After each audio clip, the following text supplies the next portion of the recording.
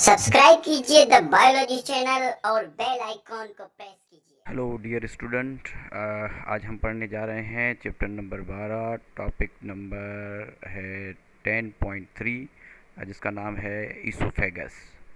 Oesophagus या oesophagus एक narrow muscular tube है जिसके अंदर म्यूकस ग्लैंड होते हैं।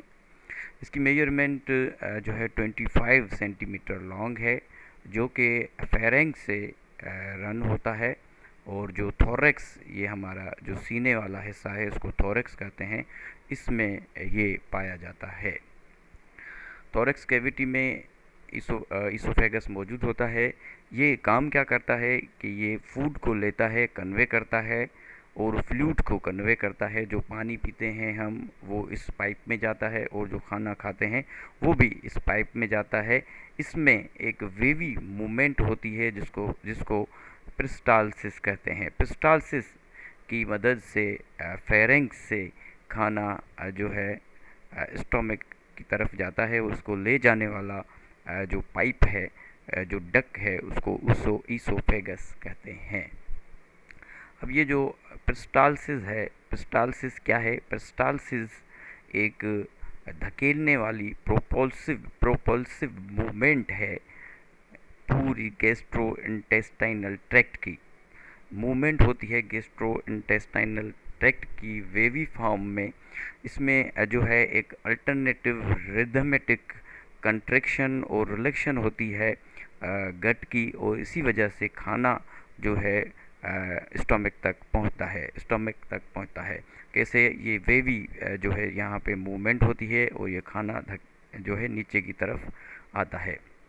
देखें, अगर मूवमेंट यहाँ से जो है कंट्रैक्शन हुई तो खाना आगे जाएगा, फिर यहाँ से रिलैक्स होगा, यहाँ से कंट्रैक्ट होगा। ऐसे जो है खाना इस पेरिस्टालसिस की वजह से खाना जो है स्टमक में आ जाता है।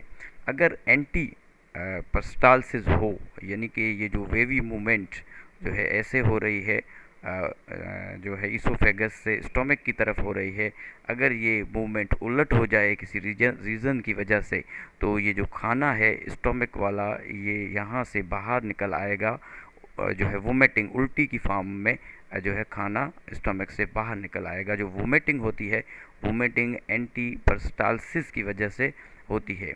इसकी कंडीशन क्या है? ज़्यादा खा लेते हैं, जो है ओवर एक्सटेंशन हो जाए, स्टमक ओवर जो है भर जाए खाने से, तब भी वोमिटिंग होती है, एंटी पेरिस्टालसिस होती है।